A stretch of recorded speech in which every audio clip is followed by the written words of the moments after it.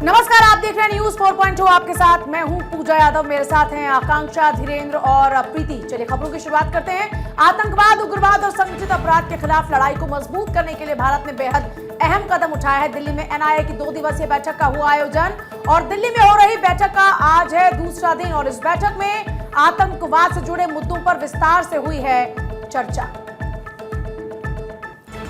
बैठक के पहले दिन देश में पहली बार lost, looted and recovered fire arm database launch किया गया। केंद्रीय गृह मंत्री अमित शाह ने गृह मंत्रालय के अधीन भारत की anti terror agency national investigation agency की ओर से तैयार इस डेटाबेस का उद्घाटन किया और इस डेटाबेस को देश को समर्पित किया गया।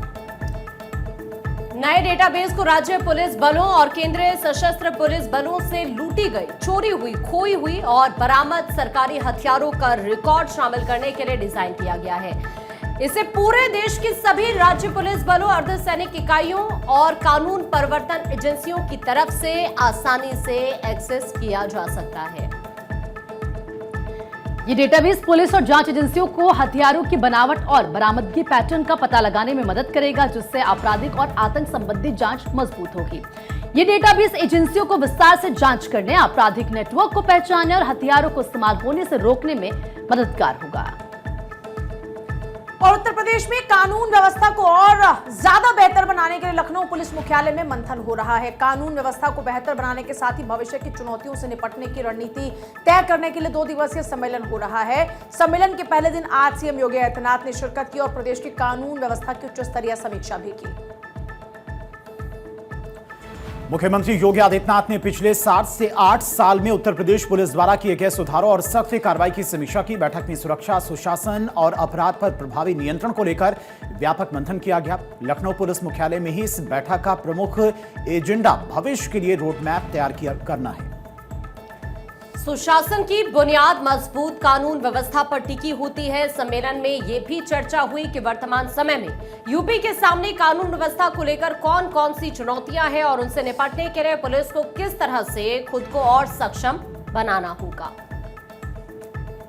आपको बता दें कि यूपी के सीएम योगी आदित्यनाथ पुलिस मुख्यालय पहुंचे तो उन्हें 2 दिवसीय पुलिस मंथन 2025 की शुरुआत की और फिर इस अवसर पर उन्हें गार्ड ऑफ ऑनर भी दिया गया। उत्तर प्रदेश पुलिस ने एक्स पर पोस्ट कर कहा कि पुलिस मुख्यालय लखनऊ में पुलिस मंथन 2025 की शुरुआत सुरक्षा, रणनीति और सुशासन का संकल्प है। और वहीं दिल्ली में रेखा गुप्ता सरकार ने जरूरतमंदों को सस्ता, साफ, भरपेट भोजन उपलब्ध कराने की दिशा में उठाया है एक बड़ा कदम। दिल्ली के पीतमपुरा में सीएम रेखा गुप्ता ने अटल कैंटीन का उद्घाटन किया और उसमें केवल 5 रुपए में पौष्टिक भोजन मिलेगा। सरकार का संदेश साफ, दिल्ली में कोई भी भूखा नहीं रहना चाहिए। और इस योजना के तहत शहर में 100 जगहों पर 5 रुपए में 1 प्लेट खाना मिलेगा। हर कैंटीन में लगभग 500 लोगों को खाना उपलब्ध कराया जाएगा। दिल्ली की सीएम रेखा गुप्ता ने कहा कि अटल कैंटीन दिल्ली की आत्मा बनेगी। ये ऐसा स्थान होगा जहां पर किसी को भी भूखा सोना नहीं पड़े। आरके पुरम, जंगपुरा, शालीमार बाग, ग्रेटर कैलाश, राजौरी गार्डन, नरेला, बवाना सहित अभी फिलहाल 45 अटल कैंटीनों की शुरुआत की गई है। इतना ही नहीं, सीएम रेखा गुप्ता ने अटल गार्डन के विकास के लिए आयोजित फाउंडेशन कार्यक्रम में शिरकत की। इस कार्यक्रम का उद्देश्य अटल गार्डन के सौंदर्यीकरण और विकास कार्य को गति देना है, जिससे इसे एक बेहतरीन सार्वजनिक स्थल के तौर पर विकसित किया जा सके। मुख्यमंत्री ने इस पहल को दिल्ली के हरित क्षेत्र को बढ़ावा देने और नागरिकों को बेहतर सुविधाएं प्रदान करने की दिशा में जरूरी कदम भी बताया है। 10 करोड़ की लागत से ये पार्क बनने वाला है, जिसमें भव्य अटल जी की मूर्ति होगी,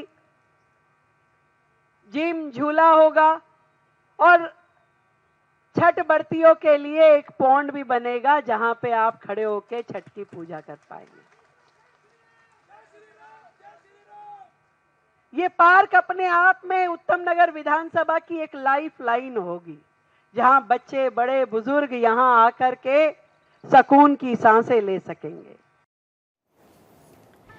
बीजेपी सांसद बांसुरी स्वराज ने नई दिल्ली के शेख सराय स्थित जगदम्बा कैंप में पूर्व पीएम अटल बिहारी वाजपेयी को समर्पित अटल कैंटीन का उद्घाटन किया। बांसुरी स्वराज ने कहा कि मैं सीएम रेखा गुप्ता का आभार और अभिनंदन करती हूं, जिन्होंने ये पुनः दिखा दिया है कि बीजेपी की कथनी और करनी में अंतर नहीं है।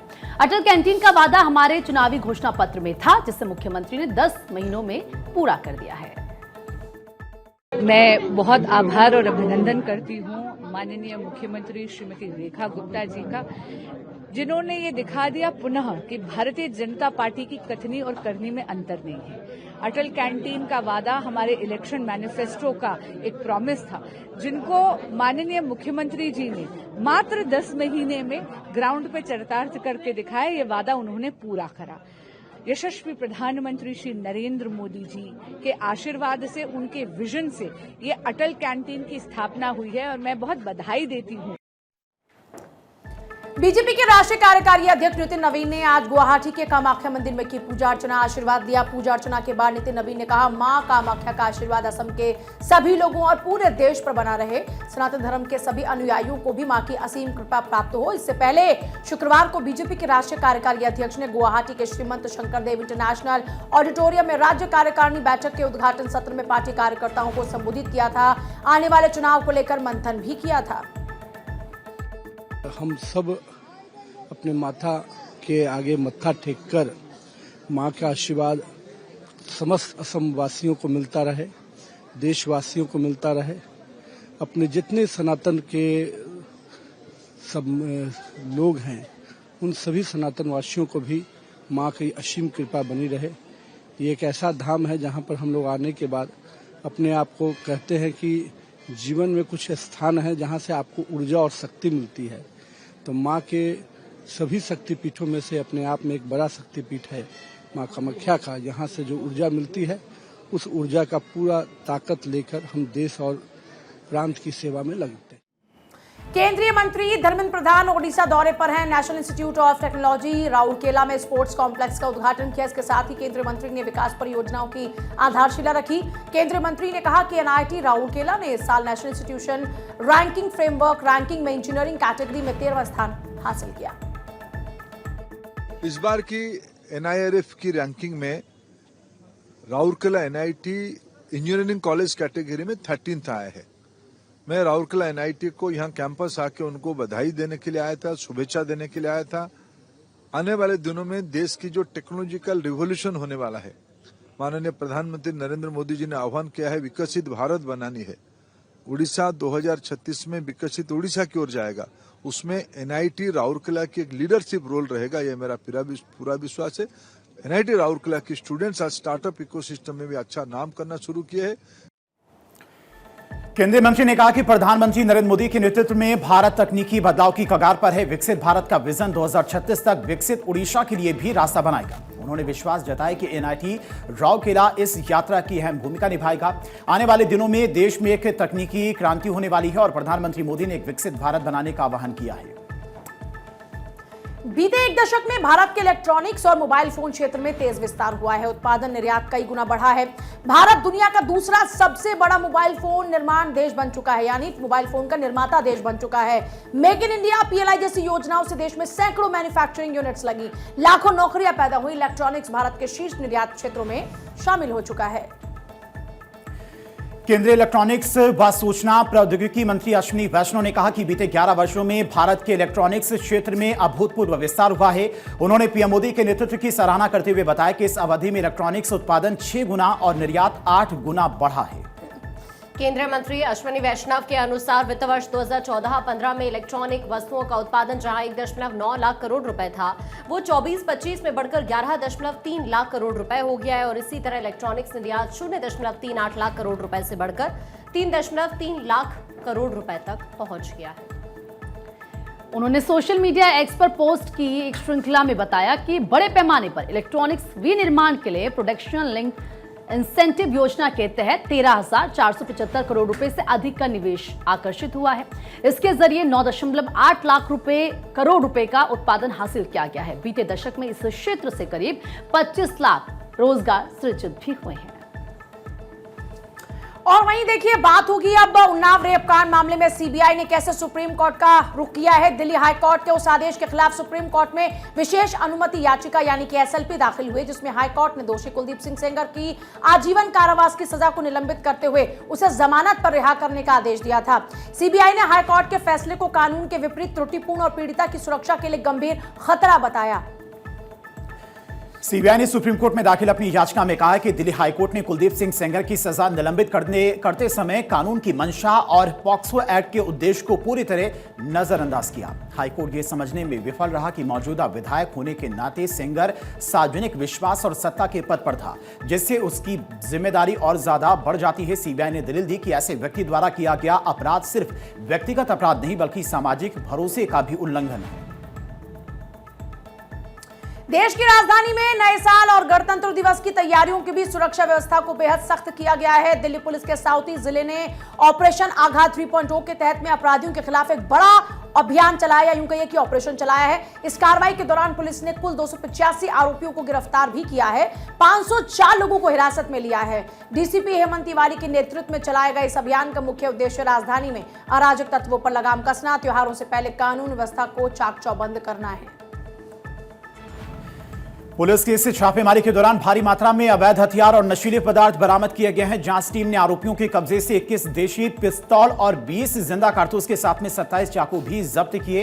हथियार तस्करों के अलावा पुलिस ने अवैध शराब बेचने वालों पर भी कड़ा प्रहार किया। इस ऑपरेशन में 12,258 क्वार्टर अवैध शराब और करीब 6 किलो गांजा बरामद किया गया। पुलिस ने साफ कर दिया कि सुरक्षा के लिहाज से हथियारों और नशे के कारोबार में लिप्त किसी भी अपराधी को बख्शा नहीं जाएगा।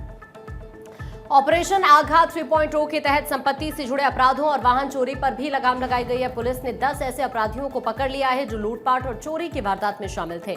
साथ ही 5 ऑटो लिफ्टर्स को भी गिरफ्तार किया गया है। पुलिस की इस बड़ी कार्रवाई में 310 मोबाइल फोन और 232 वाहन बरामद किए गए, जिनमें 231 दोपहिया और एक 4 पहिया गाड़ी भी शामिल है।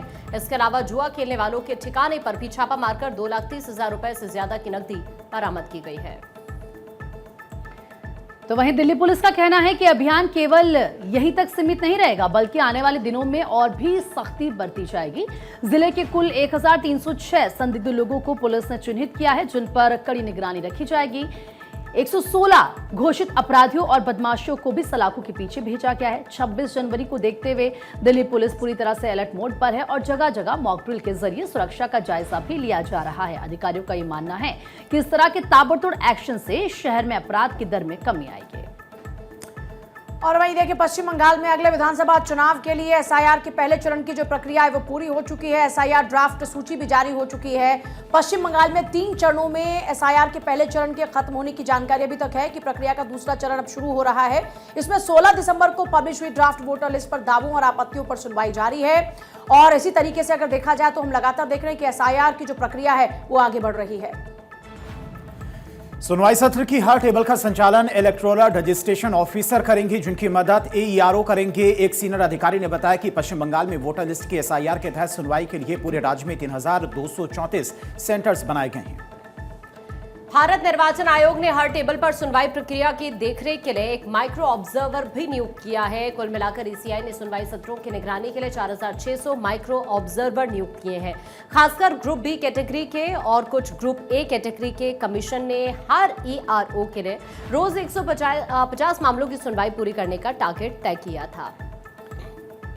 तो सुनवाई सेशन का शुरुआती चरण उन अनमैप्ड वोटर्स पर होगा जिसका 2002 की वोटर लिस्ट से कोई लिंक नहीं है, चाहे फिर वो सेल्फ मैपिंग से हो या फिर प्रोजेनी मैपिंग से हो। ऐसे अनमैप्ड वोटर्स की संख्या लगभग 32 लाख है। मालूम हो कि पश्चिम बंगाल में पिछली बार 2002 में ऐसा किया गया था।